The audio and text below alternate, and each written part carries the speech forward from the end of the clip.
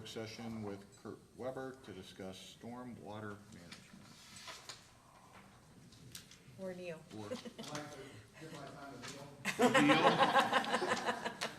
The gentleman yields. Morning, each year, we bring to you a resolution to put on a stormwater fee. This is something that we've been doing since 2008. We have a stormwater permit that we have to file with the Ohio EPA, and this is to take care of our what's called municipal separate storm system, sewer system requirements that we're to follow. So we started out with $12.50 a month, or $12.50 a year, and split up into two semi-annual payments.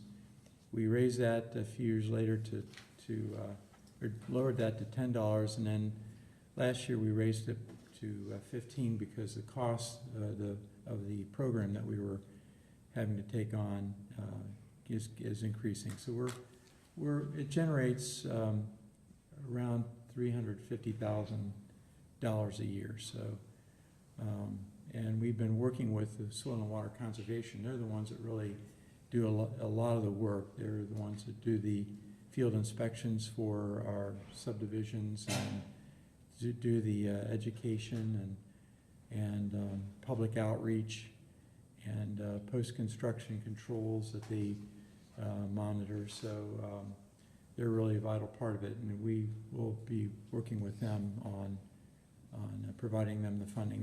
What they do is they invoice us for that, and we pay that invoice. So last year it was around $250,000. I think it's going to go up.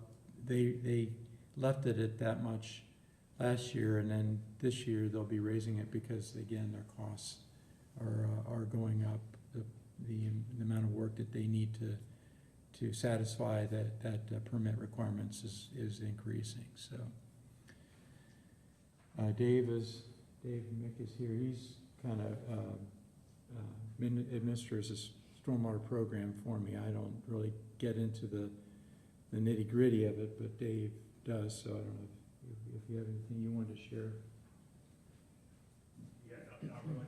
Real quick, this is just the urban townships, five of the townships, and it's on this $15 fee is implemented on any parcel that has more than $10,000 worth of improvements.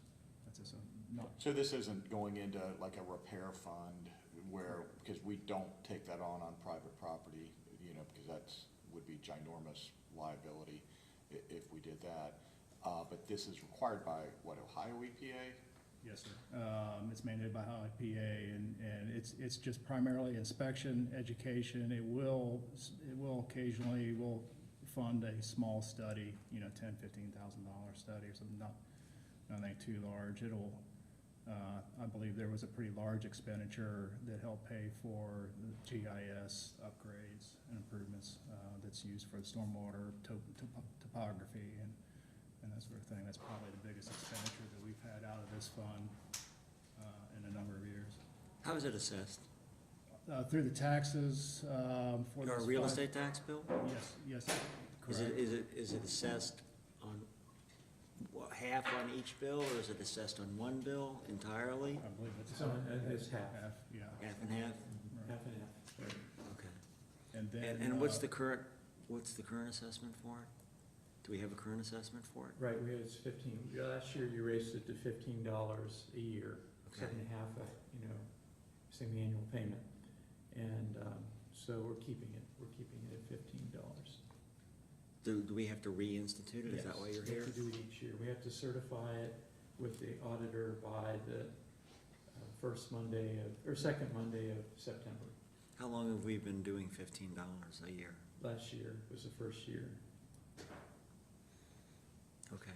So I have a resolution creating rates and charges for the County Stormwater Management District Number 1 in accordance with Section 6117 of Ohio Revised Code. This is a public hearing. Yes, yes. Very good. It's a public hearing. Anyone want to address this matter?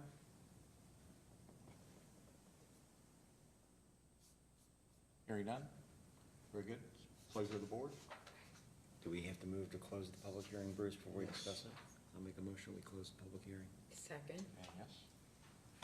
And, For the creating rates resolution. right, and I'll move that we, create a rate again this year of $15 on certain property that is, for a stormwater, management fee.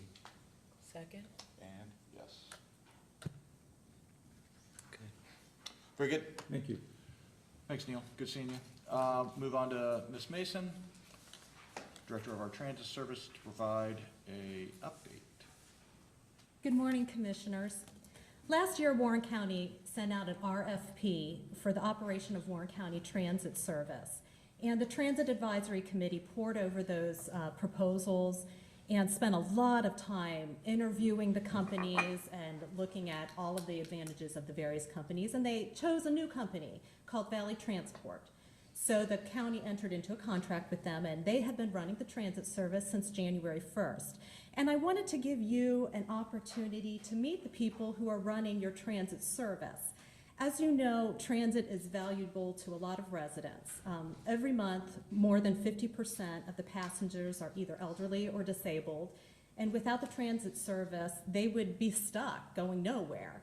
And this is, for many of them, the only affordable transportation service they have. And while transit doesn't, tackle every transportation issue, it's very valuable to a lot of residents. So I asked Valley Transport if they would come today and give you just a short presentation with an update on how things are going. And can you update, tell me again about the process? Because, yeah, I thought we said something about looking, had we bid it out or we've done an RFP, and then that went to a committee, and that committee makes the choice, the board doesn't make the choice, or? Well, ultimately, the contract is with the board, but you're right. We sent out an RFP, and you had appointed last year a Transit Advisory Committee, which has 6 people representing various agencies and people from the county, and we were tasked with poring over and looking at the proposals. We interviewed the companies, and then we made a suggestion, and then the board entered a contract. Okay, that's right, Yes. okay. Mm-hmm.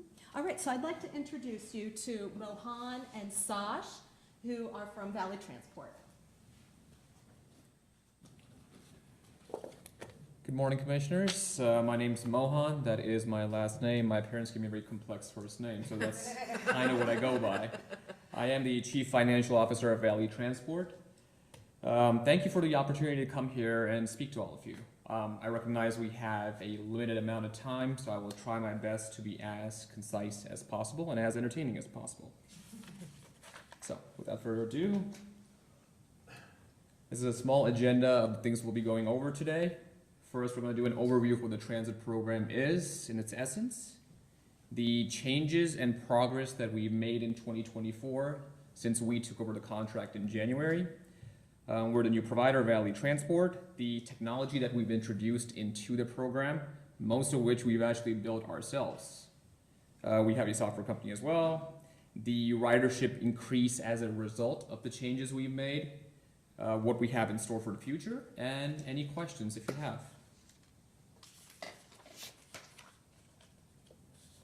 So, a basic overview of the transit program, as I'm sure many of you know what that is, but still, I will go over it. It is a low-cost public transportation service available to anyone in Warren County, regardless of age or income. The service runs from Monday through Friday, 6 a.m. to 6 p.m. The regular fare is $3 for a one-way trip, a discounted fare for children, the elderly or disabled, $1.50 per one-way trip. And the tickets can be purchased online, or exact change can be given at the time of pickup. And the big picture is each county is required to have some sort of a public transit system, are we not? Or, I remember the urban versus rural, and that's why we don't have an actual bus system. Well, our system, we have buses, but it's not like a metro system like Cincinnati, because that's not practical for Warren County, and we receive federal funds and state funds to operate the service. Correct. Yeah, so I mean, it's not, we just made this up. I mean, the federal government wants us to do this, correct? Oh, absolutely, yes. Is it mandated? Do we have to do it? I don't know that it's mandated. Okay. No, not mandated, okay. Okay. Be going over the changes in progress in 2024 ever since we stepped in. So, to begin with, we're the new provider, Valley Transport. There was actually a moment last year, we had actually just started working with Warren County JFS. My wife and I were in Warren County and we saw a white transit bus just go past us. She looked at the bus and said, I bet we do a fantastic job at that. Like less than 2 weeks later, the RFP comes out. Providence. One thing led to another. Here we are. So, before I speak about Valley Transport and my company, I just want to say Suzanne Mason has been absolutely instrumental and essential towards getting us on board. I work with a lot of people in small governments, and you'd be hard-pressed to find somebody as dedicated as her. But for Valley Transport, we are a family-owned healthcare and logistics organization. As of this month, we have owned this company for 10 years. The company was actually founded in 2008, but we bought it in 2014. We have 4 locations: Dayton, Cincinnati, Columbus, and obviously Lebanon, Ohio. We complete approximately 2,000 trips per day across the state of Ohio with extreme cost effectiveness and efficiency. We accomplish this actually, which is very unique to us. We build all the softwares that we use. So the dispatching, the scheduling, the database software, my dad and I build those together, and that's why we can be as cost effective and as flexible as we are. The technology and safety improvements we've made so far, ever since we took over, we did come into a company that was, I don't like to speak ill of previous providers, but it was very manual. It was a very paper-based process. We came in, we digitized everything. All the drivers have tablets. No paper is issued at all throughout the transportation process. The transportation is done via our proprietary TripWizard app, which is what we named it. Now, TripWizard actually uses a Google Maps API to create the most efficient and cost-effective routes possible. The reason we do that is because, well, Google has the most data. It's the most used maps application software out there. So if they have the most data, it's what allows us to create the best routes possible regarding time, distance, all the factors. From a safety standpoint, each and every transportation trip is tracked from every point of contact, from the pickup of the client to the drop-off. We know exactly where each vehicle is at all times. And also demographic data. We're tracking exactly how much data we have on trip volume, call volume, ride trends. This helps us anticipate the demand throughout the week and allows us to better predict how many vehicles we need on the road, how many drivers we need, so on and so forth. So we never have any overages or extra drivers just sitting there. Now this is the part that gets me really excited. When we came into the program, we discovered that it needed severe reform. It was antiquated, manual, and wasteful, but now we will see where we took it. So the RFP released in 2023 had an annual ridership of approximately 40,000 passenger trips in a year. Just since I didn't have the data as to what their breakup was per month, I took it and put in 3,300 trips per month just for an even spread. I'm sure there was variability in the data they had. And the next slide is the increase we've seen since we took over in January. Just in our first month, we jumped from 3,300 to 4,443 trips. Month 1 was a 32% increase, and August, as of 8/28, was actually our biggest month yet, with a 70.08% increase, which was about 5,778 trips. August might even top 6,000 completed trips when we compile our final data.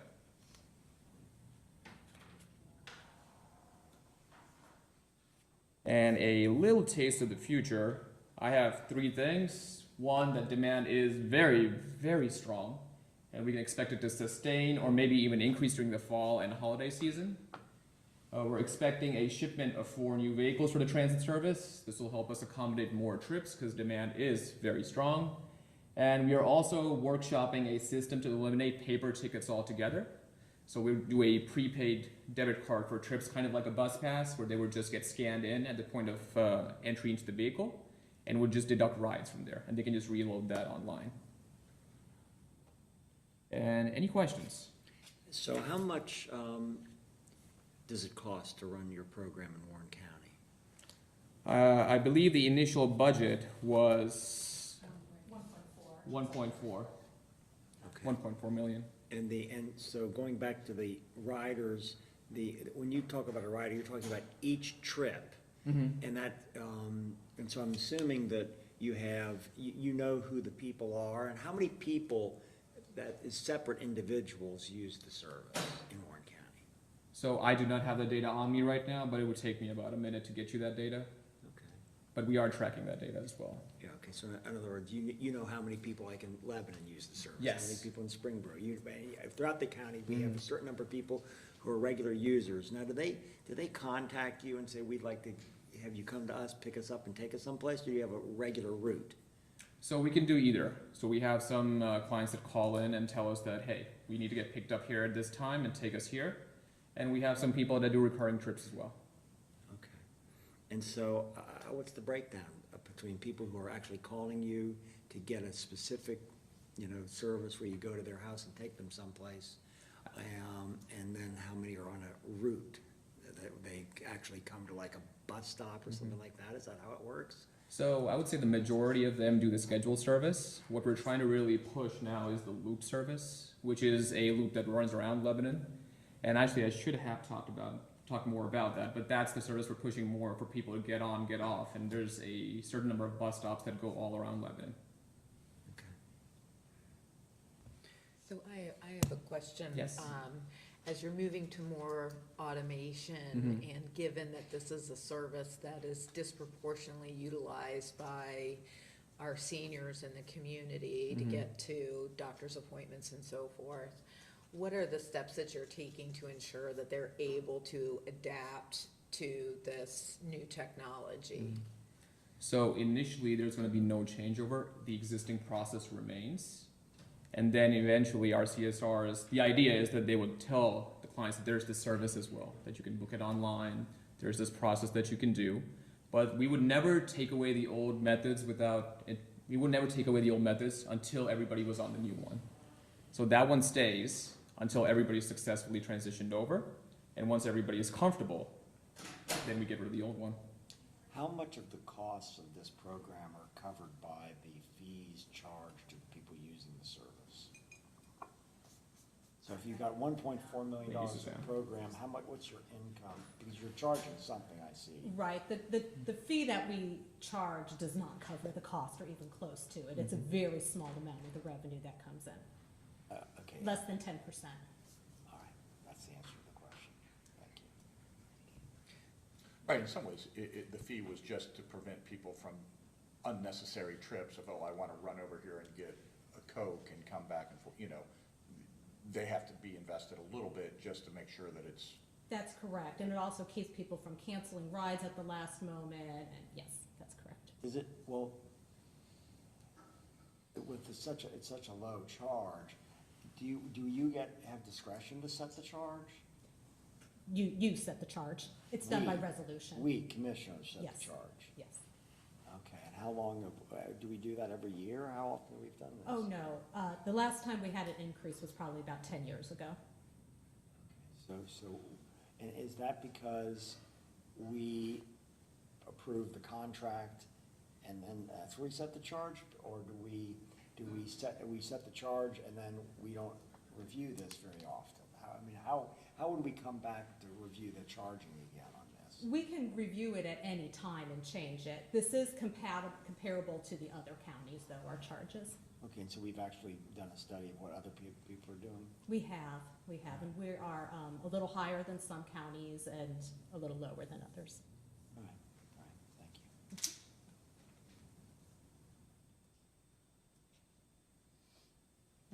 Any other questions? Okay, thank you. Thank you. Thank you so much. Thanks for being here. Of course.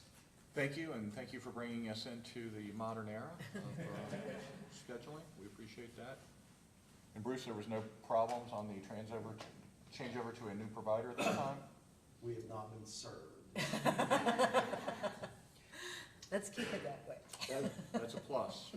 I would say, Commissioners, though, that was one of the items, I happened to be on the panel that reviewed, and one of the items really that we focused in on the RFP process was for companies to come back and help us understand sort of their technology improvements, because one of the items that Suzanne and I have talked about significantly is that over time, it's not yet here, but over time, to be able to provide you with adequate data based off future decisions, that having that ridership and knowing these key points is important, and I think that's what Valley over time is starting to bring to the table. So that was a real key emphasis during the RFP process.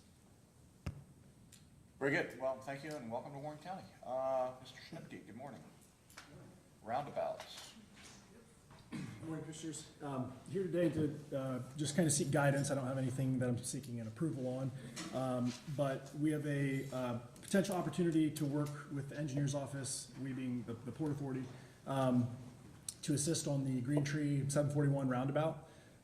So as you'll recall, back in 2022, the Miami Valley Gaming TIF was set to expire, and the board voted to approve that, an extension of that for an additional 20 years at 100% rate. The school districts are made whole, so Lebanon and the Career Center get everything that they would otherwise get.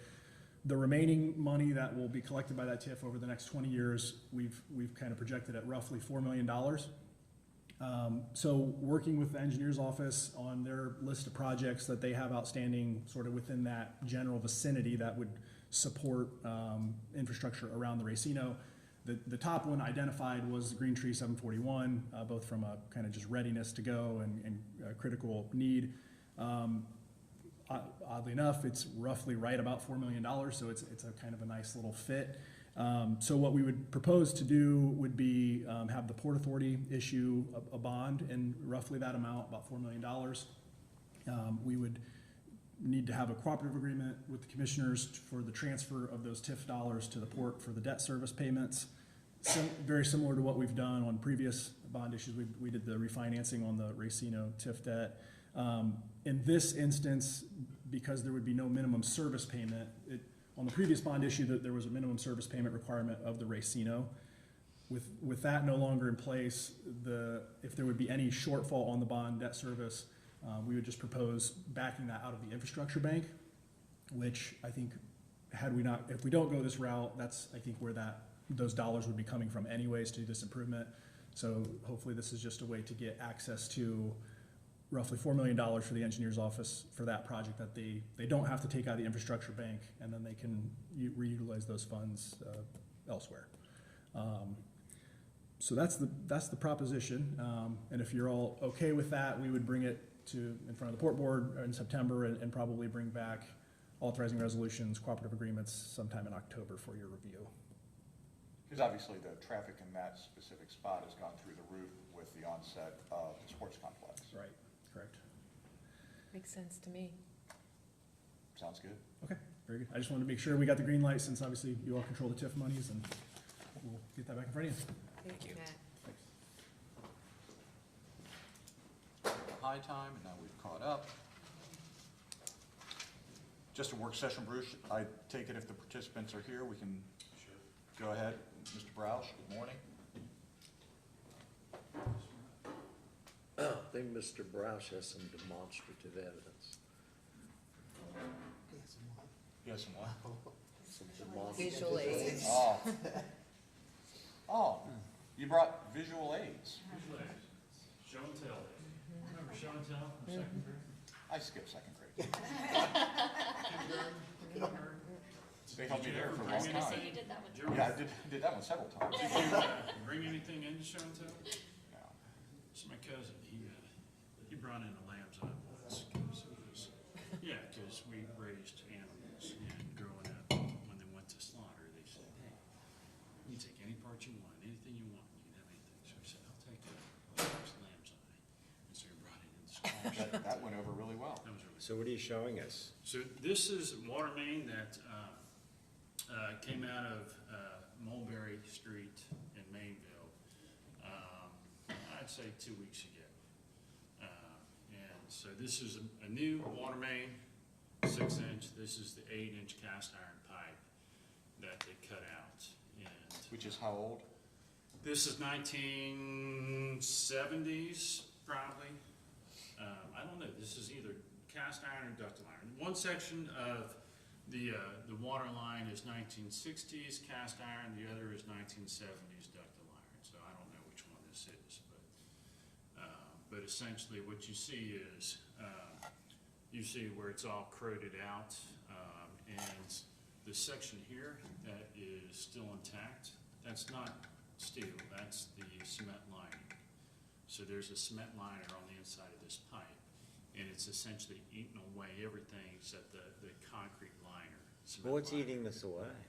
It's been in the ground for like 70 years. Tom, you grew up on a farm, right? So, Yeah. you know, you ever take out 1970s, 1970s I'm is sorry, 50 or 40. 50, 60 years. So you ever tear out fence posts, steel fence Yeah, posts? sure. And when you tear them out, you know, you end up with a post that's this long because it's rotted out of the ground. That's the same thing that's happening here. It's just corrosion. It's just, Are they you making can't these expect pipes it. the same way they did back then, or they got some advanced technology to prevent this? So we changed our standards recently, and where instead of sticking it straight in the ground, we're now sticking in the ground with a plastic liner. So it's a polyethylene encasement.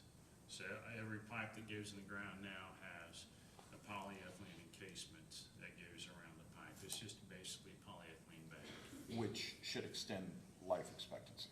Should, yes, it will. It will extend it. There's no doubt about it. The technology shows that it does extend the life, but how long? Well, so once you have, oh, I'm sorry. Go ahead. Yeah. So once you have a leak like this, do you know about it? Yeah, we get a call. We get a call from customers. So, So there's a leak like this, there's not water a under leak, pressure it's- in these pipes? Yeah, this is the water main break. it's a water main break, so it comes gushing out of the ground. Okay, right. So the issue we have is out on Mulberry Street in Mainville.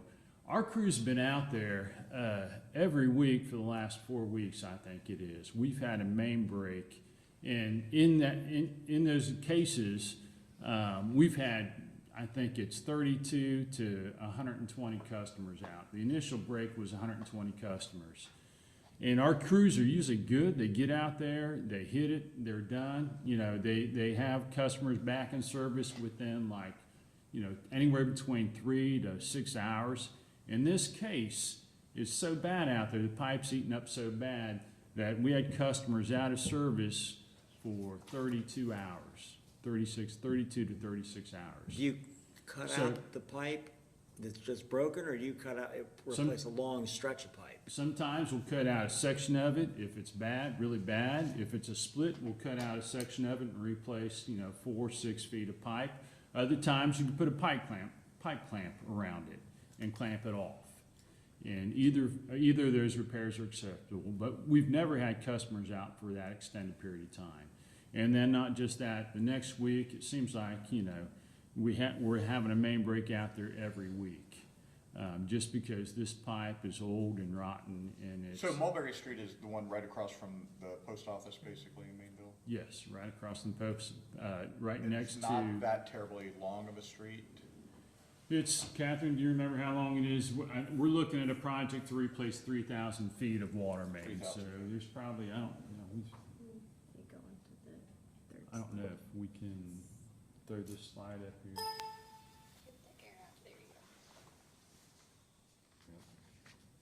All right, so we're looking at a project, what we're proposing is an expedited project where we replace the water line along Mulberry, Sycamore, and a little bit of Broadway. And so it's 3,500 feet of pipe.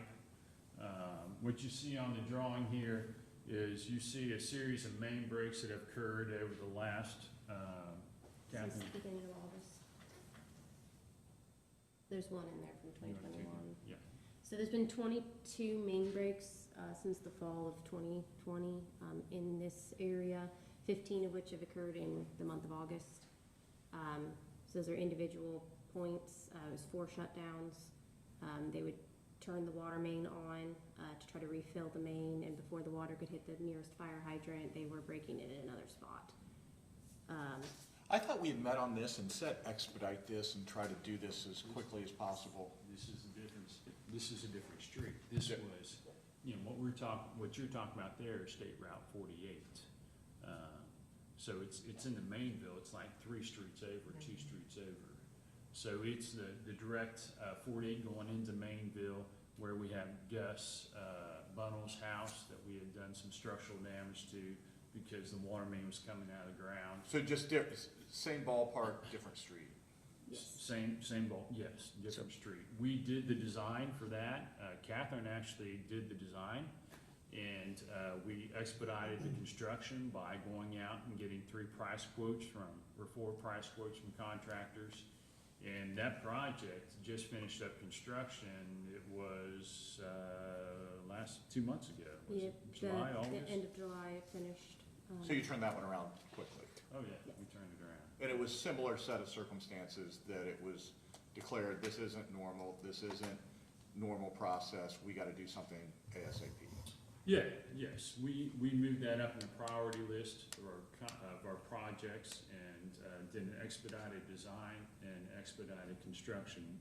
What we're asking right now is not so much the expedited construction, we're asking, you know, authorization to move forward with a project to replace 3,000 feet, 3,500 feet of water line. So we're asking to begin this process. And then, you know, when we get the design done, we'll come back and talk about how we want to get it constructed, whether we need to expedite that. And Well, I would say we need to expedite, I mean, if you had 15 breaks in 1 month, I would say this is the epitome of trying to expedite something, isn't it? Yeah, I mean, we definitely want to get going on this, yes. Well, You're looking, yeah, I'm sorry. no, so you're just looking for approval for the $880,000 you're estimating? We're asking for approval to begin the design process. So there's 2 resolutions in your packet today. There should be one to include this project in our general Part of the plan?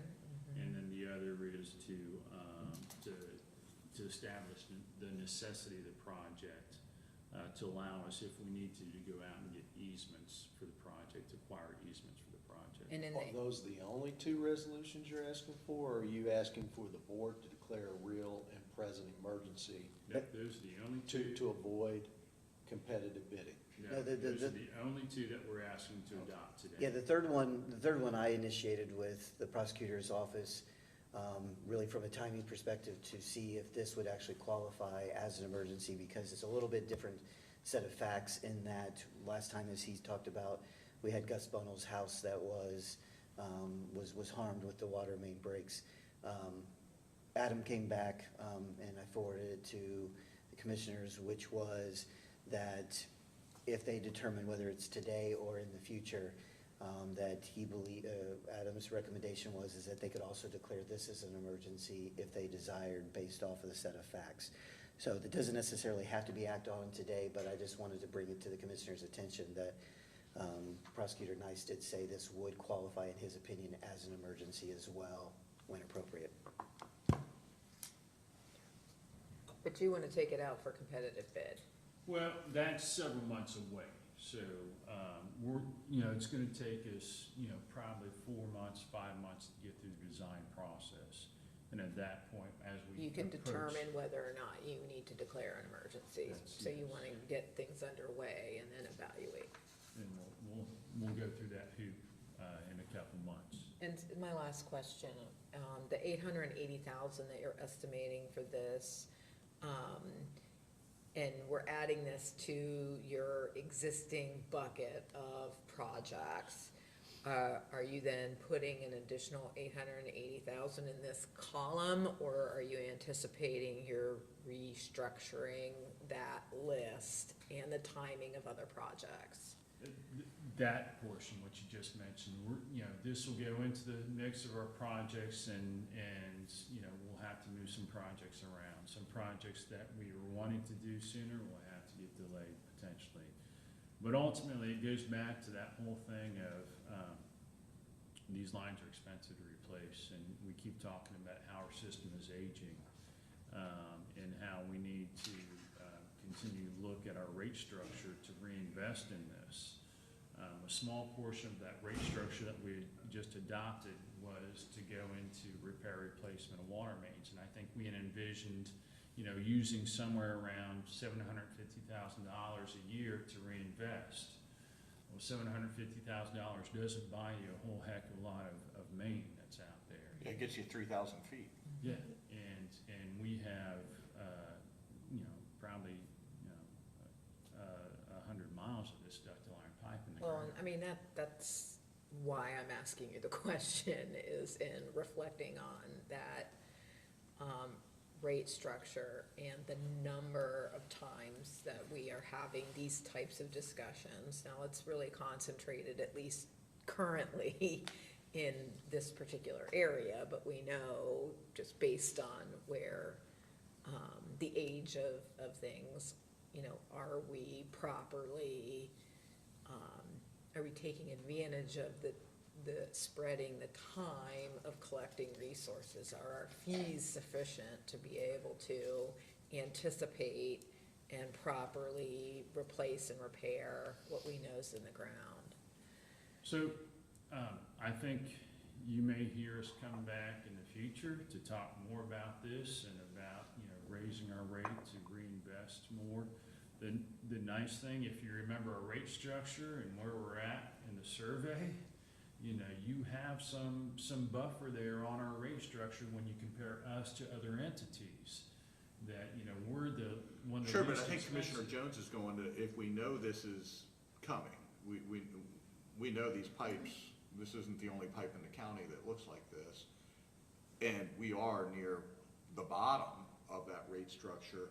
Should we accelerate our time of just collecting a little bit of capital over a longer period of time, as opposed to 3 years from now when we start getting this all over the place and we say, oh, we got to jack rates 30%, but it's okay because you're still in the middle now.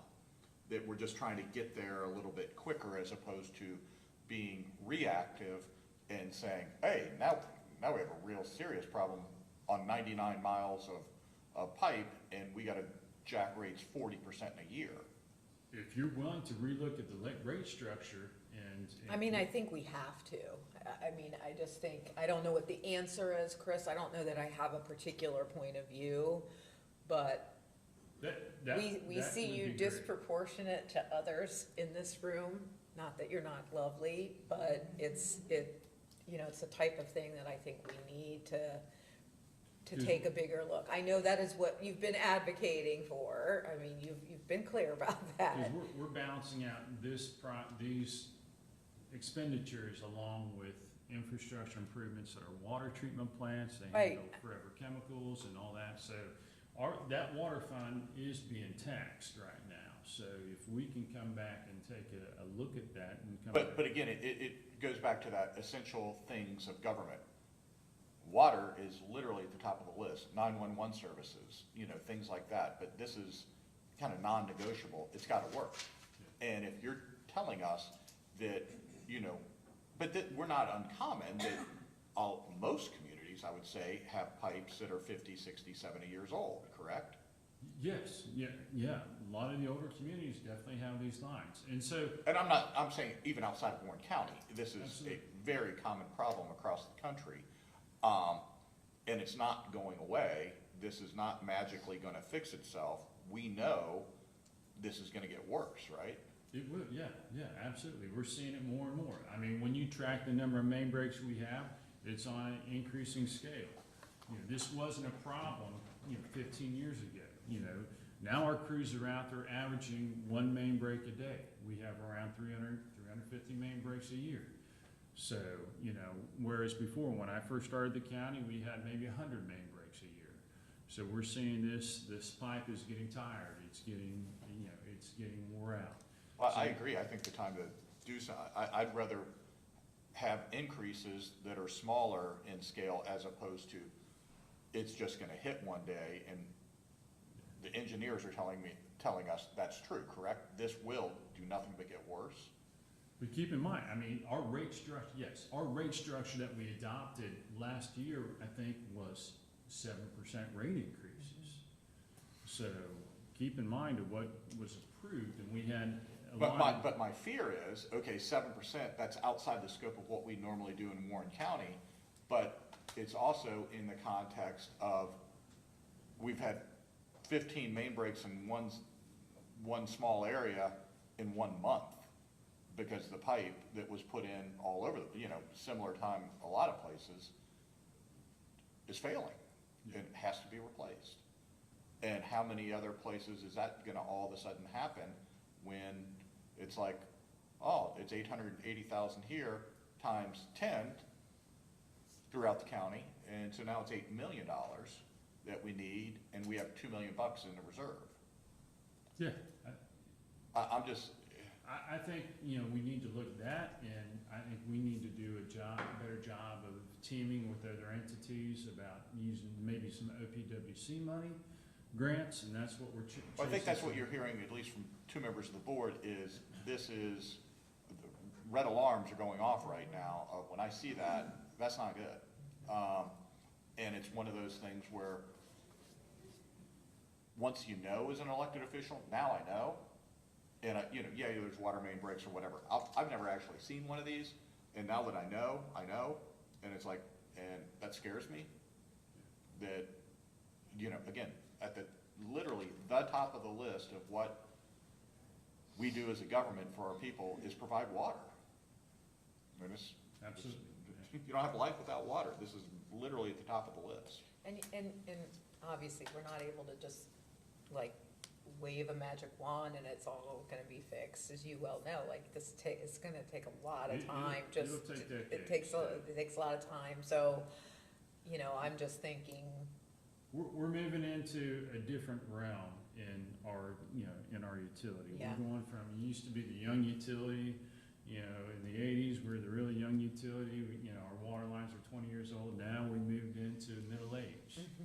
And so now, we need to start doing that maintenance, start replacing all this water line, and we're gonna continue to preach that. I think moving forward with this project will give those residents some hope, because right now, they're extremely frustrated. yeah.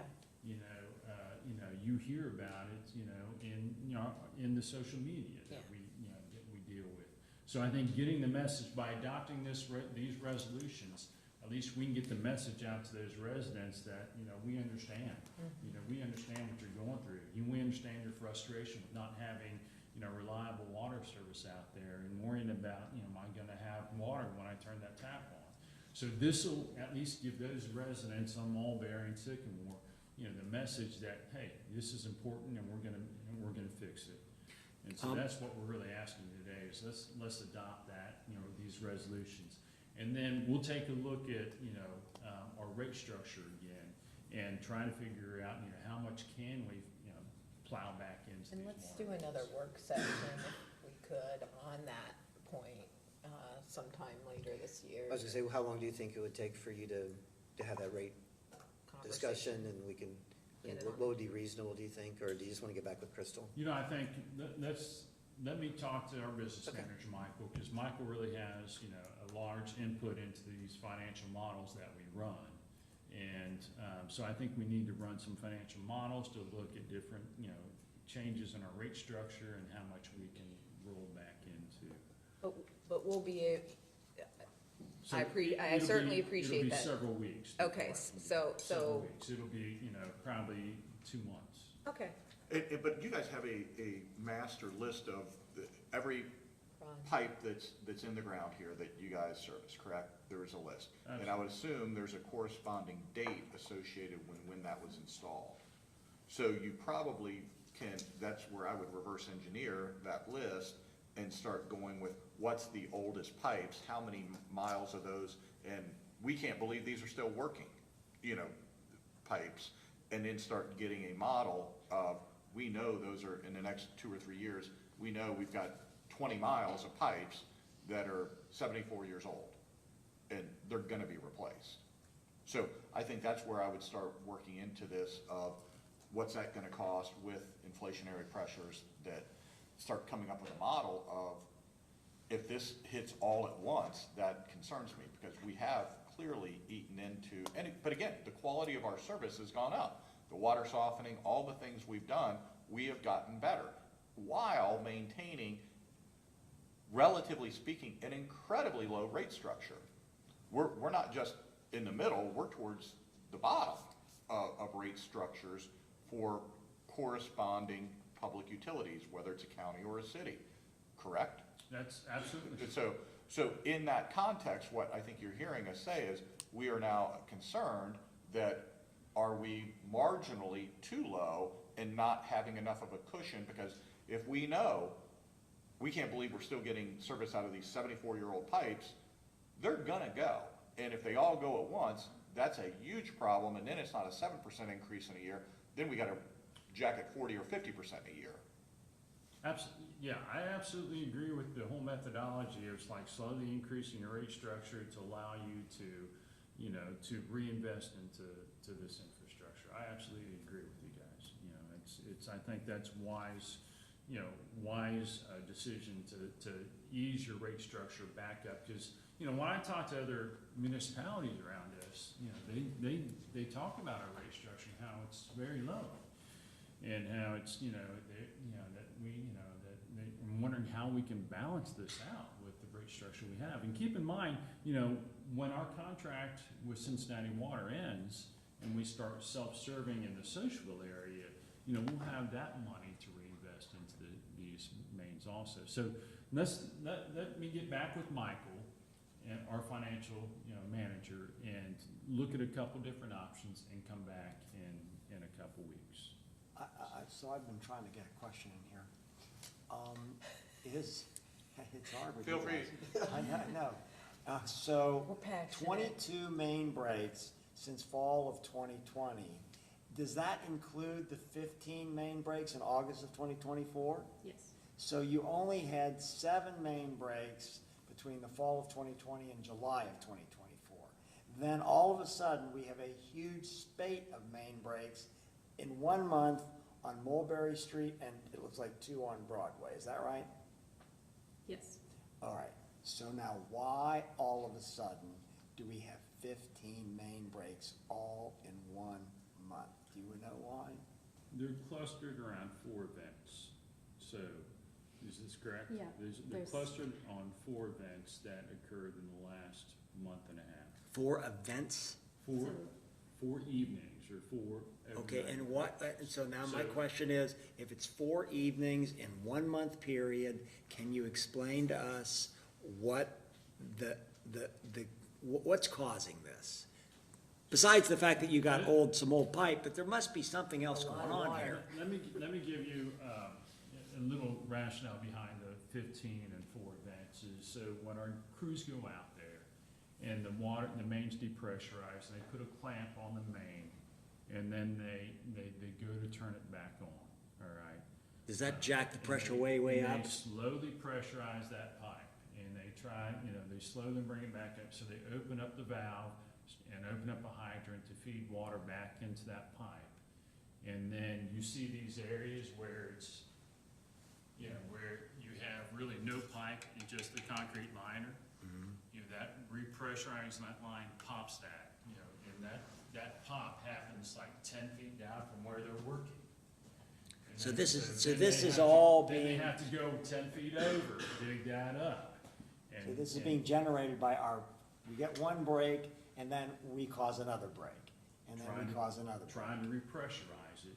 Okay. And usually. Because the pipe's in the same condition, it's not, Finds the next the steel is weakest. not intact Right. along the entire line. It finds the next weakest spot, that's very similar to that, and pops that. And so, it's so frustrating, because, we've had crews out there, and it's not like, we spend 12 hours there, and our crews get tired, and they say, we'll call it a night and come back. No, they're out there continuously, until that main is repaired. And so, something. But that's helpful, but so it's not negligence and, we just repressurized and it blew. You're doing everything within the engineering realm of how to bring this back up with the least possible threat to the remaining pipes by just trickling it in and just slowly raising it back up. But even with that, once it gets full pressure, where there's no ductile iron and it's just cement that's 70 years old, sometimes it's been popping. Yeah, yeah, and then not just that, but, you know, the ground conditions, you see, you know, as the ground dries out, you know, and, you know, and that ground starts pulling away from the pipe, you know, that ground is providing pressure down onto the pipe.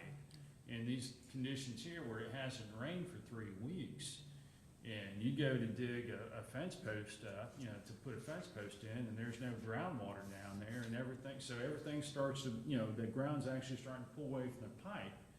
And I think that causes some of it, because now it doesn't have that structural support, it's got a void between there, you know, and they start popping. So you'll see more main breaks occurring in the months of, you know, September and October. So I anticipate in the next couple of months, we're gonna continue to see more main breaks happening until the ground conditions change. So it's, you know, so that's some of the background, Commissioner Grossman, as far as what we're, you know, why we're seeing these 15 main breaks out there in that short time period. Okay, so now, when's the last one that occurred? Last Wednesday night. And so, this could keep on happening, I guess. Oh, yeah, you will. Are we gonna be having 15 in September? If it stays this dry, maybe, so I don't that's know. one of the, I that's don't one of the know. factors is. I don't know, that's why we wanna get moving on this project. All right. Thank So, you. I've also got the mayor here. Mayor Beebe has been great, on this whole, you know, working with us. You know, he worked with, you know, the village of Mainville worked with us in the past on the last project. He's been, you know, corresponding with us the whole time. He's been great, you know, representing the residents out there. So, Well, every time there's a break, how many residents' service is disrupted? initially, we had 120 residents out of service on the first main break.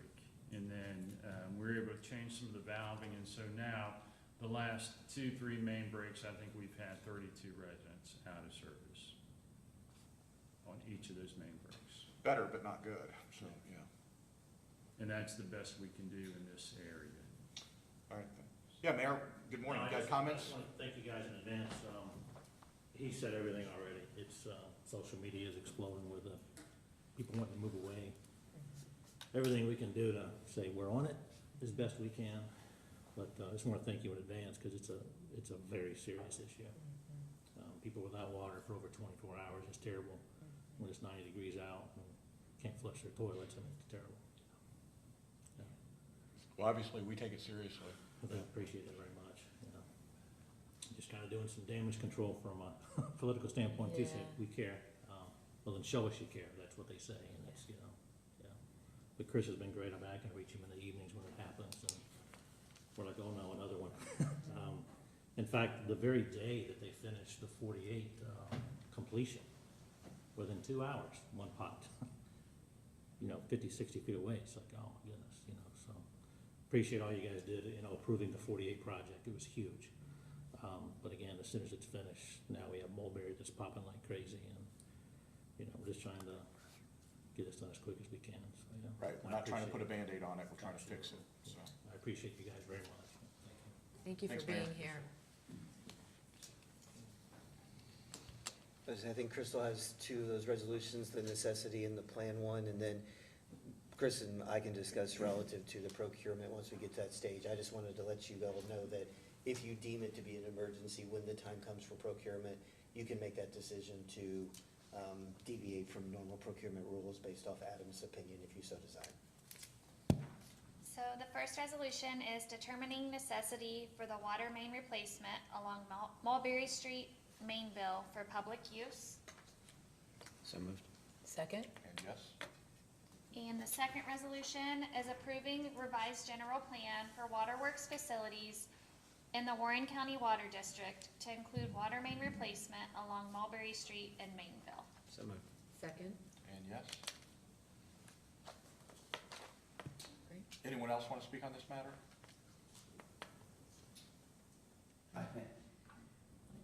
I maybe didn't understand at the beginning what Chris was talking about, it was gonna take 5 months. And Ray, just go ahead and say your name. Ray Warwick, Hamilton Township, near Mainville. It's gonna take 5 months to figure out the engineering, and we don't wanna declare an emergency yet? Did I get that right? The emergency comes with the financing part, the money where we can shorten that window to select someone. But, yeah, talk about, I was a little It's more the surprised. construction, so, essentially, we're reprioritizing all our projects and moving this up to the top of our priority list. So, the commissioner's authorizing us on this project to move forward, allow us to go get the survey work done, the engineering done. Right now, we're reaching out to an engineering company who's actually doing roadway work on Mulberry.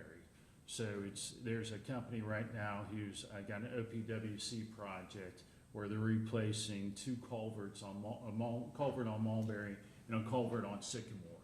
So we're reaching out to that company because they've got some experience out there right now. So this resolution allows us to go straight into design and expedite that process. But on expectations, the design's gonna take 4 or 5 months, or? I tend to throw out conservative estimates. I think we'll overperform that way better than that. But it's our top project, and it's gonna, as fast as we can get it done, Right. is what you're gonna get it We're done. gonna have to go out, and get the survey done. Well, we've got a mechanism to go straight into contract with that design firm, because we did some pre-qualification on engineers. And that's the company that is out there doing design work for the culverts, is one of our pre-qualified engineering firms. So we can jump straight into a design with them by amending the contract that we have, master service agreement we have with them.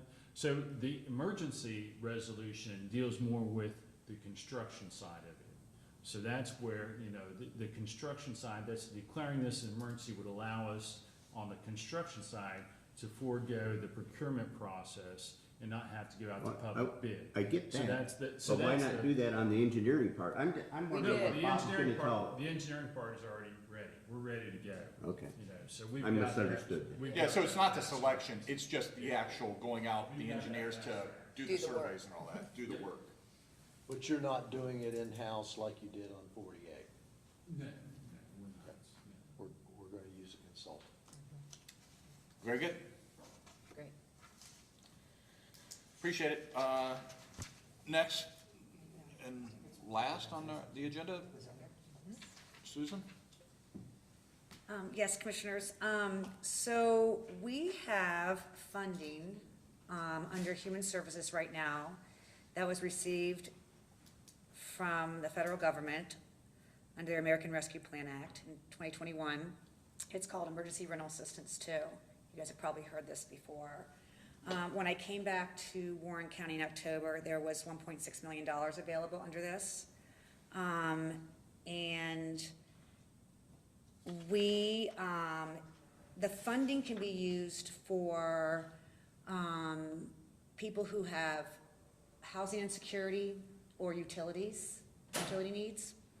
And right now in Warren County, there has been an increased need for assistance. We've reached out, Human Services, James and Arlene, they're in the audience right now. We've spoken to Community Services, and they're receiving about, like this year alone, they've received about 200 calls for assistance with housing insecurity. And they have really no funding available to offer people. The only thing they have to offer is Family Promise, which has about 8 or 10 rooms it's a homeless shelter. So there's been really a large need for some assistance for people who are at risk of losing their housing, even for utilities. So this money, which is $4.6 million, is available and has to be used by next year in September. In the past, it did come in front of you with the last Director of Human Services because there wasn't as much of a need in Warren County for it. And there was discussion about not using it. It is still in Human Services and it's not been sent back. So I wanted to revisit this topic before sending it back or using it, and see what you all think about moving forward to provide assistance to people in Warren County. So I want to make sure I understand the fact set. So the money that we had previously approved that was part of part of ARPA, the one-time funds to help with rental assistance and utilities has been underspent. And in the meantime, through community services, they're seeing an increase in people seeking some one-time support for rental assistance or utility assistance to be able to stay in their home or their apartment or whatever. And you're looking to see, we would contract with community services to be able to continue to be able to connect the dollars with the folks that are seeing the residents. So Warren County Community Services would administer the entire program. Okay, so we're looking to Right. contract then with community services, and they're the ones that are receiving the calls. They're receiving the phone calls, and they do have, and they will advertise that on their website, that people can use the funding, and there'll be qualifiers for that. And this also offsets some of the human service needs that we're receiving as far as the PRC plan, which they've received many applications for housing needs also, and people have not always qualified. So it expands the qualification that additional people will be able to utilize these funds. And there's no cost to the county to have Warren County Community Services administer this program. All the funding all the administrative costs come from the $1.6 million. Well, I mean, I guess what what doesn't seem like a really good solution is that the only thing that community services is able to do is tell people to go ahead and go homeless. So then Family Promise you can be on a waiting list to get a room at with Family Promise. That's what I'm hearing you say. Right, there's really no other solution. What we want to do is prevent people from losing their housing so they're not homeless.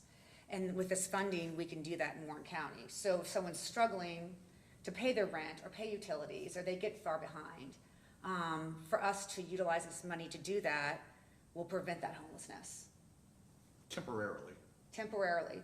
The qualifier does allow for a higher income level, which I think is appealing about this program.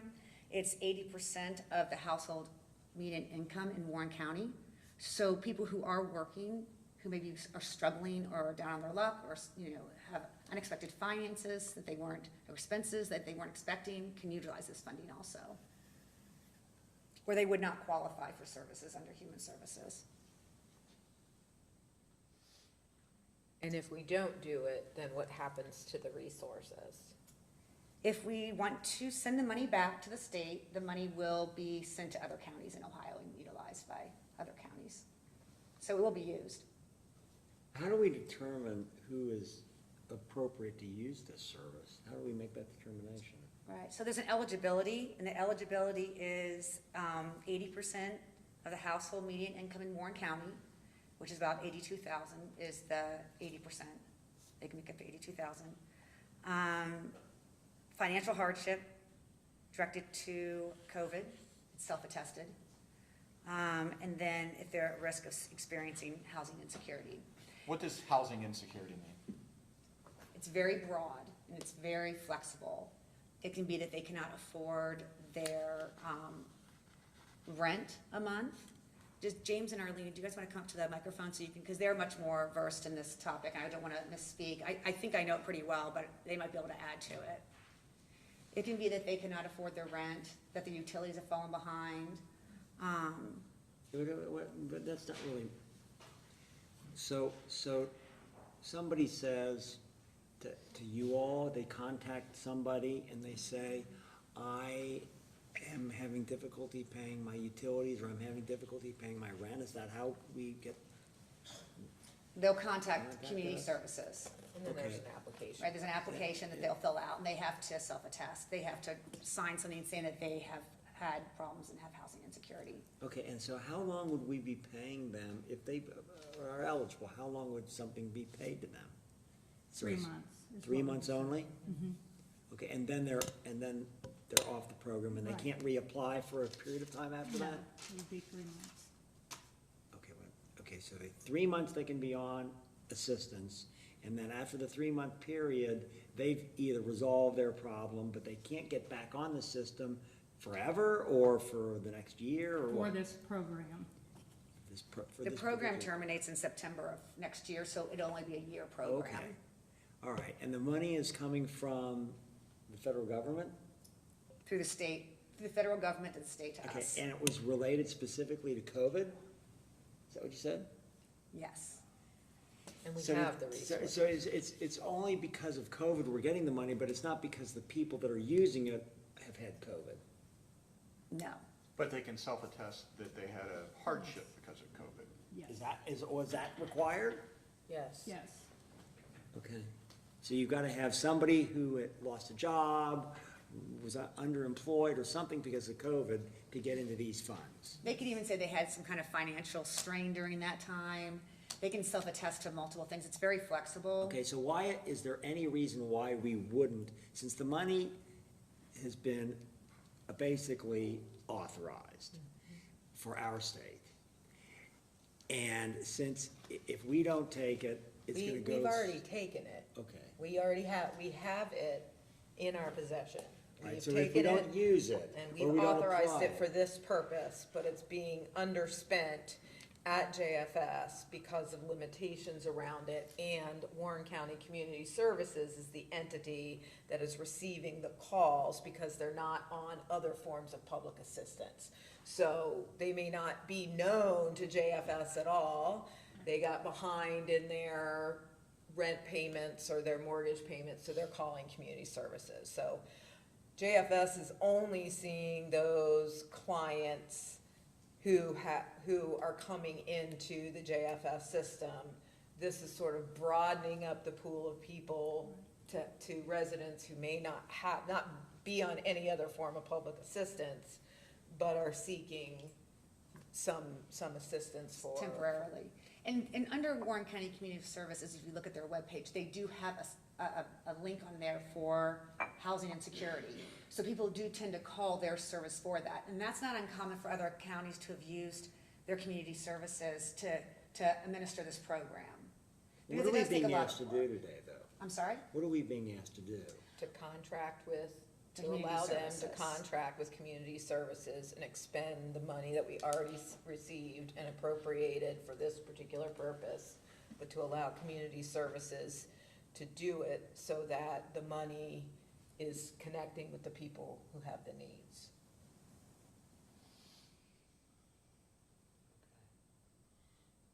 Can you give me an example of like one of the 200 calls you've received? What's a common theme or the prototypical call you're getting that people are saying what? That was for community services. They're the ones that receive the calls to request help with rental assistance, or housing, or their utilities, because they can't meet that need for that month. But this relates to, then they would have to say, even though it's 3 years later, that I had a problem during COVID, Yes. and I still can't afford my rent or my housing. Or something affected them, say they used all their money, their savings or something during COVID, and they got behind, or something to that nature. How many people are we hearing from with this? What's the total number? They received 100 calls since January of this year. And of those 100, none of them were provided with assistance? Correct. They don't have any funding, so they had them go to, They get on the waiting list at Family Promise if they get. Yes. Well, and it's what we not, wanna do is- I think that's a false narrative, that it's not everyone that gets on that gets behind is homeless. No, No. people can it's not. sell their home, people can go from a more expensive apartment to a less expensive apartment. People figure it out. In large part, we do not have that many homeless people in Warren County. Is that safe to say? Well, what does Family Promise say? Right, so Family Promise also would assist with different programs too, to get onto assistance to pay utilities. There are other programs out there to do that, but we do have these funds to do this also. So there are other programs that you can See, get I on. just, here's the problem, and I appreciate what you all do, and here's my philosophical problem with this, and this is one of the reasons it probably was kicked to the side, is, and I'm only one voice out of the three of us, is this is, in my opinion, one of the primary ways that, how in the world can Warren County only have, what, 400 people on unemployment? Something like that, but yet the job market, the demands for employers is very high. I don't want to say every, a lot of employers in the county, we need more help, we need more help. How are there only 400 people on unemployment? Because of these programs and the research I've done and the great backdoor wealth transfer that's going on, in my humble opinion, are programs like these. Rent assistance, utility assistance, free cell phones, you know, all the things that normally people would go do themselves and go either scale back their lifestyle or go get a different job or get another job to go pay for it, is the way people typically dealt with these problems. But now, I think we as a society are saying, well, we'll help you, we'll do this. And now it's even, we'll help you 3 years after the disastrous event that was COVID. And you still haven't figured out your income versus expenses 3 years later. And now out of a lot of people that still are struggling to some degree, and I recognize that a lot of people were displaced and now they took a lesser paying job or what have you, but hopefully they adjusted their spending to what they were earning. So now the 100 people that saw this on a website and are gonna apply for the next 3 months didn't have to adjust or what have you, and other people did. And so you get the benefit and the other people didn't. And this, in my sole opinion, again, I don't speak for anyone else, but is one of the primary reasons, this is the great example of why we're $35 trillion in debt. It just is. Well, and that is an option. The reason why it didn't get utilized earlier, that's why it's been sitting there kind of out 3 years and this money's sitting there right now. And so what we kind of been talking about, we being Human Services and myself, is we need to decide whether we're going to send the money back and have it given to another county so they can use it before next year, or do we want to use it within Warren County? So we kind of explored what that would look like if we did utilize it here, and that's what it would look like. It would look like a contract with Community Services. We talked to them about what their need was, and who it would reach. But sending it back is still an option, and it is cleaned up because everything's been ready, so if it needs to go back, it can, or it can stay here and we can use it. So what are you hearing from Family Promise in terms of homelessness? Are they seeing an increase in homelessness? Is it staying the same? Are you even hearing from that at all? I mean, they come in for the block grant, conversation. But I don't have any other contact with them other than through Suzanne's process. Honestly, we've not heard from Family Promise. They've not said one way or the other. What I can say though is that the numbers over Human Services, we've noticed an increase and applications for PRC program. Even if you start looking at like our SNAP recipients, it's slowly trickling up. So the need's definitely starting to grow within the county. And I think that we're not necessarily addressing homelessness as much as we are housing insecurity, which is sometimes they just can't pay their rent. There's increased costs of other things right now. People are struggling. So we want to continue having people live in their apartments or, be able to pay the utilities. And so this funding gives that option for us to do that and prevent us getting to the point where we have to make a referral to Family Promise. But I know Family Promise does have some very large. Susan, I just fundamentally disagree with that. I know. I mean, well, and that's why there's the option to send it back. It's not, we as a society want to keep those people in their homes. No, honestly, no, the free market settles that out. It is different Where you potentially could sway me is the one-time event of this, you know, the person, lost a spouse during COVID. The person had a hospital stay and they've never gotten out from under the hospital bills, even though it's been 3 months. You know, something outside their own circumstances that they've just never been able to rectify. And now you have the inflationary pressures of everything in the economy costing 20% more now than it did 3.5 years ago. Those are all legitimate things to me, but the essence of we as government want to help people stay in their homes, not if they can't afford it. That's what the free market is. Then they need to go to a lesser price point, because we can't solve all of those problems as government. And again, just in my opinion. No, I think we completely agree. We understand that, you know, this money directly contributed to the inflationary economy that we're in right now. Right. So we completely get that. We think when we're given the two options though, you know, we can use this money to help our citizens right now. And if we don't use it, another county's going to. I get it, and that's where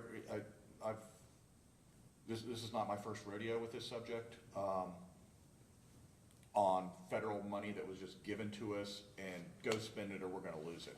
We've got a 2-decade line of thinking of sometimes we just give it back and say, we don't wanna participate in this. This is a little different in my opinion, simply because, you know, we did it on, actually one of the earlier work sessions on vans.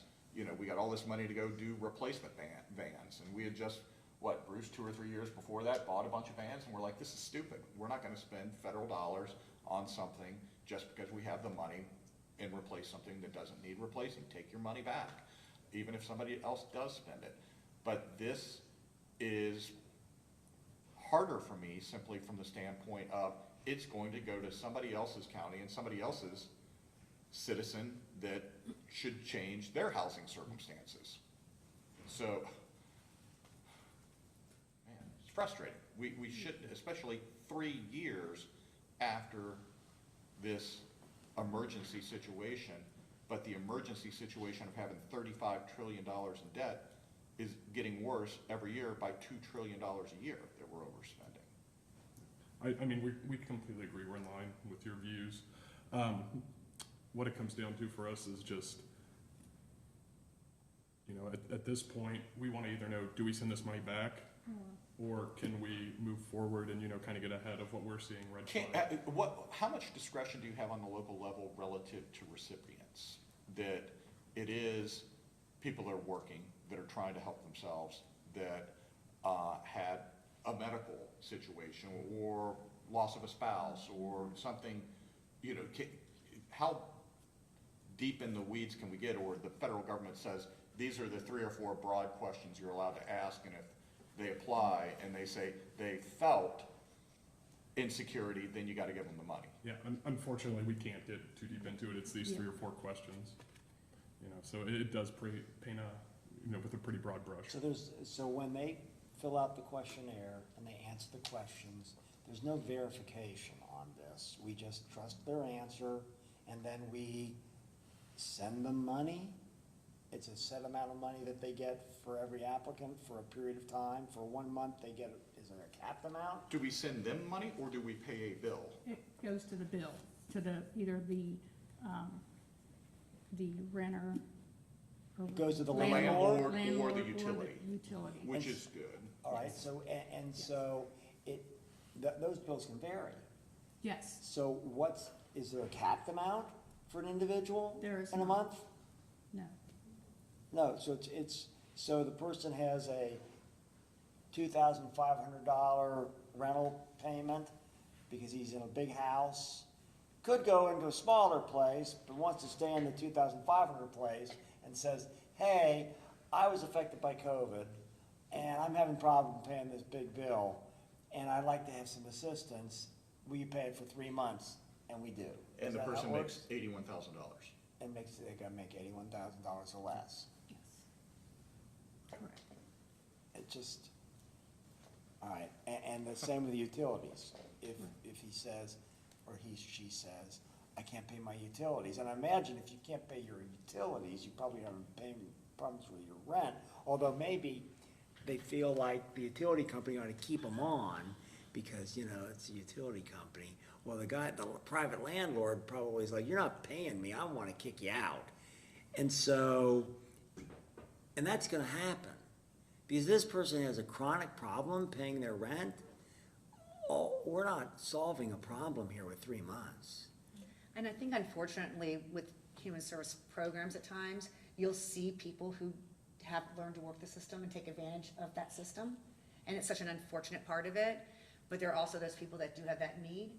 And that's why those programs are there. So it's something that we struggle with all the time. But the problem with this thing is, this is a COVID-related program where we don't really have any clear COVID impact, and yet we're. You know, I was gonna maybe editorialize here.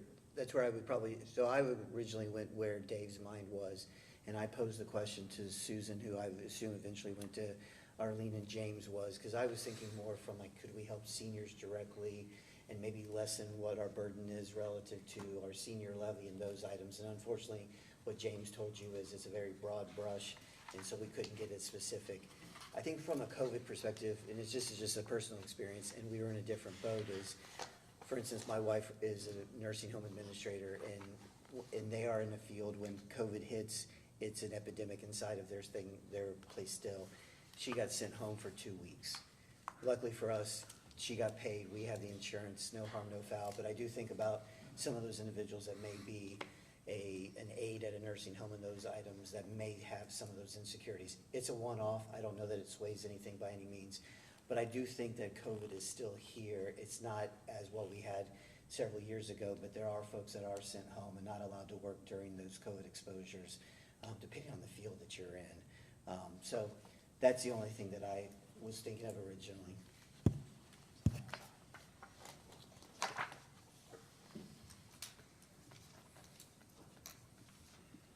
So we need to decide then, do we contract with these dollars for a period of a year and then assessing the need on an application basis, or we return the money, I guess, to the state, and the state then reallocates it to another county in the state?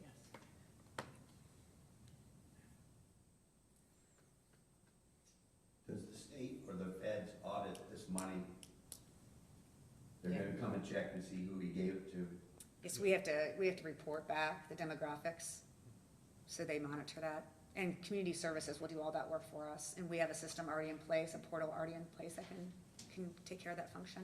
And again, how many people are we talking about here that the uptick is related to? How many people have applied for this and they can't get it because we haven't acted? So Community Services has received 200 phone calls in the past year, and we've received 103 PRC applications in regards to rental assistance, so about 300 people. Well, how do you know that those 100 people aren't this part of the 200 people? That is a possibility.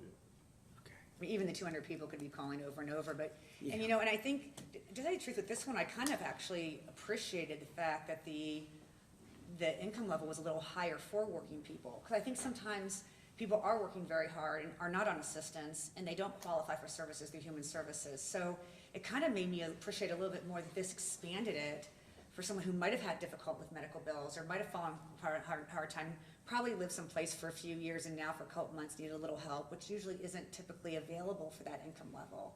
So I think that at first I was kind of where you are, is like, my gosh, people who are making 82 should be able to afford it. But then I thought, you know, a lot of our own employees are making certain income levels that might fall apart hard times, and they're working every day, and you know, maybe they're, you know, a single parent in some way and could use a little bit of help for a month or two to kind of boost them up. And I appreciate that this allowed for that. But if you're under the $82,000 level, and I mean, there's no real verification that the person really needs it, except that they say they do. They feel it, they feel insecure. Yeah, okay, but I mean, exactly. So in other words, if somebody knows about this program and says, you know what, I'd like to get 3 free months of rent. Now, I'm not belittling people. I know that there's real hardship with some people, but but the problem is I don't like to be subsidizing your responsibility. And the federal government just throws money all over the place. And then I don't want to not use the money for our citizens who are in real need and then shut it over to some other county for them to use it. Yeah, because in reality, Dave Gully told me this one time, that some of the smartest people he's ever met were the people that have never worked a day in the last 20 years. That they know, and you guys are shaking your heads, that they know how to game the system, they know applying for this subsidy, that subsidy, and if they spent that brain power actually being productive in a capitalistic economy, they would do very well, but they choose not to. Is that a safe statement? No, I think that's very, very true. It is a very minimal amount of our clients, so. Okay. My fear is, though, that, okay, you've had, whether it's the same people or whatever, there's been a couple of hundred calls. As soon as it gets out on the street, there's $1.6 million available. If you say you feel housing insecurity or you feel an effect from COVID, you're going to be inundated with calls. It's going to get out in the community and you're going to get a lot of calls, and it's just what percentage of those folks really were, hey, I had to spend an extra $12,000 because, my husband or my wife was in the hospital for 3 months during COVID and we fell behind and we just never caught up. If I could just save the $2,000 a month for the next 3 months, that pays off my debt and that gives me a little bit of a cushion. I don't necessarily love that, but that's a lot more okay in my world versus the people that I know just game the system. And again, another way of how in the world, out of 250,000 people, do we only have 400 people on unemployment? Because of programs like this. That so many people that are able-bodied and have the ability to work choose not to, because there's a way of manipulating the system, all the backdoor payments of all these stinking government programs that you can choose from. But as obviously passionate as I am on this subject, I know that it's not going to reduce our national debt by $1.6 million from $35 trillion. That's about, I don't know, half a second of spending in this country. It doesn't go to reduce the debt. It's literally going to go to another county and the people that are there that know how to game the system. It's going to expand by 50 or 100 people, people in another county that are gonna potentially, a lot of them, game the system. Some of them are not gaming the system. They're legitimate circumstances. And again, that's the whole premise of the helping hand up of, by the grace of God, it's not me in that situation that lost my job or lost my medical insurance and been struggling to get back up. Hey, I need a one-time thing, neighbor. Hey, help me get back on my feet, which I think is the right way that we should all be approaching it, as opposed to a way of life. And when I hear that people have problems meeting their ongoing rental needs, then you need to move. Downsize. That's just, that is the free market. It is not the rest of society's responsibility to keep you in the house you've lived in the last 15 years. That's your responsibility. So that's where obviously I'm playing devil's advocate back and forth in my mind on what I should do, but I'm only one voice, so. I think this money kind of got lost in the shuffle in a transition period with our agency. And when the program necessarily wasn't needed before, but now that we're seeing these upticks, we ended this program conservatively when we needed to. Now we have the money available when we're seeing these red flags that there are going to be more citizens that actually do need this money. So I just think that's something to consider. So so somebody calls in, they tell you that they've got a need, and why would they be calling you? Why would we hear about these? Why would this person decide to contact us? Is it because there's something been advertised, or they're just, who are the type of people that would pull? I mean, of course, if I've got a bill that I've got to pay, I'm not calling Warren County. I might, call my banker, I might call some financial advisor, I might call my kids, I might call my parents, I might call business people that I work with, but I wouldn't call Warren County. So why is it that they're calling us?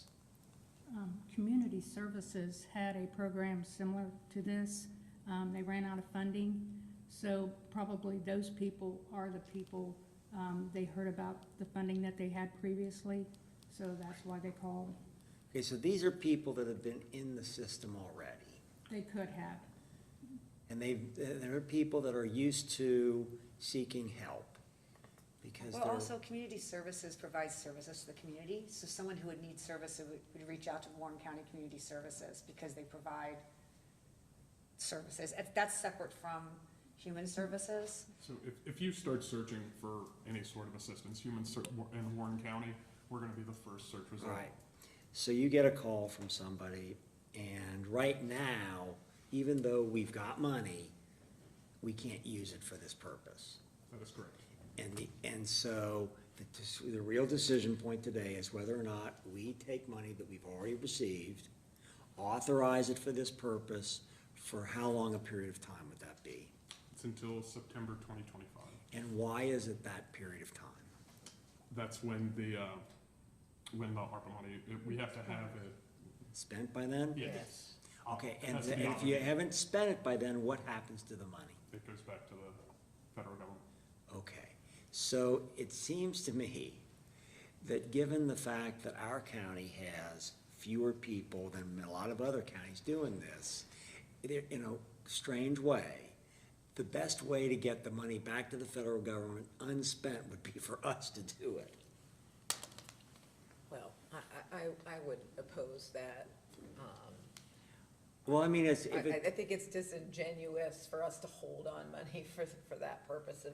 No, I mean, I'm gonna authorize it to be spent. I'm saying that there are a lot of other counties, my guess, that have possibly more abuse and more people that may want to use these funds while we have a lower rate of this. I agree with Dave. I'm questioning the merits of this entire matter.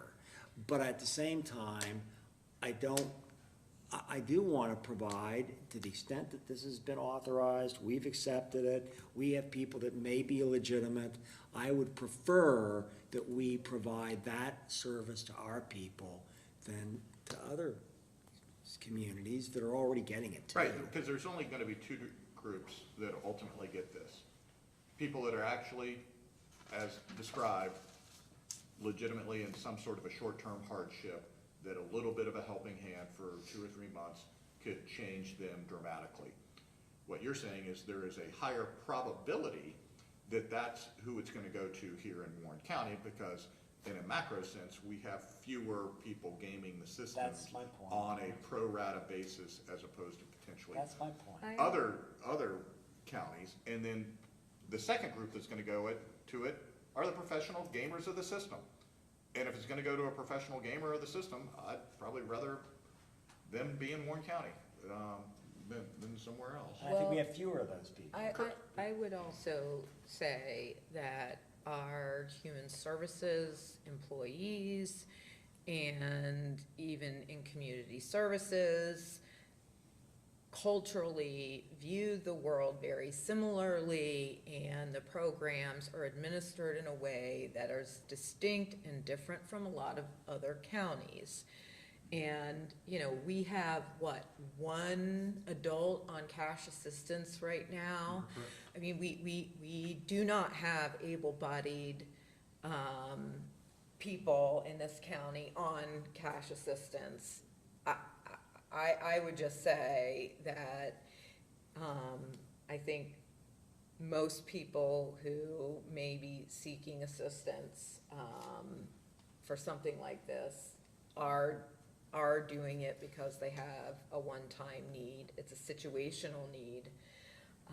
I trust the employees here that come from the county and reflect the culture of the county, to administer the program to fidelity.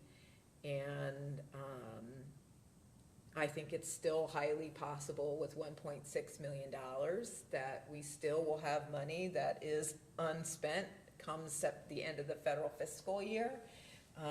And some will be returned, given the nature of the needs, but, I appreciate the conversation and I don't disagree. I think here we are, and I want our community, to benefit from my tax dollars than Well, some other I'll make a motion community. that we authorize this. Yeah, and I appreciate what you said about the employees, and we've had a long track record of trying to support, especially the human services employees. I don't even know if you guys realize it, I don't know, probably 15 years ago, I wound up in the New York Times and quoted and debated the agriculture secretary on National Public Radio over the SNAP program and food assistance, that one of your folks came over and we heard about someone that literally drove up in a Mercedes getting food stamps. And I was like, what? And yeah, they're like, it could have been a fully paid for Mercedes living in a $350,000 house that's paid for, but they lost their income at the time. They did away with means testing or whatever, to where as long as it's an income-based deal. And I went goo-goo on that, and the national press came in and said, that's anecdotal, that didn't really happen. I'm like, the heck it didn't. Yes, it did happen. It happened here in Warren County, that we have somebody with a higher net worth than our employees that are so dedicated to helping people. And that's where I felt so terrible, that one of our employees that's making 14 or 15 bucks an hour is literally, busting their butt, coming in here to work every day, is giving somebody food stamps that literally drove in a new Mercedes. That just, at its core, if you remember that, I mean, that was real. Yes, it was. So we appreciate the work you do, and I love the head nodding of agreeing philosophically with where we're at. Again, by the grace of God, it's not one of us that's in that situation, but I am adamant about people working that are able to work in the economy. I don't think it's government's job to help you, and again, Commissioner Jones has led our effort on trying to figure out with single working mothers, that I think it's a conservative value to have those folks working and to try to help them with daycare and things like that, to get them off of the government assistance and working. And if they need help transitioning, I think that's a very conservative thing to do. So we have a heart for the working poor in this county, that people are trying to help themselves, and we understand it's no fault of their own, but they're actually trying to improve themselves. But it's like, things like this in particular get me when it's the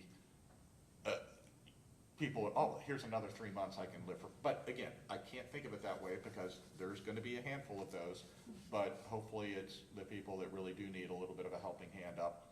And again, if you're gonna scam the system, keep it in Warren County, as opposed to somewhere else scamming it, so.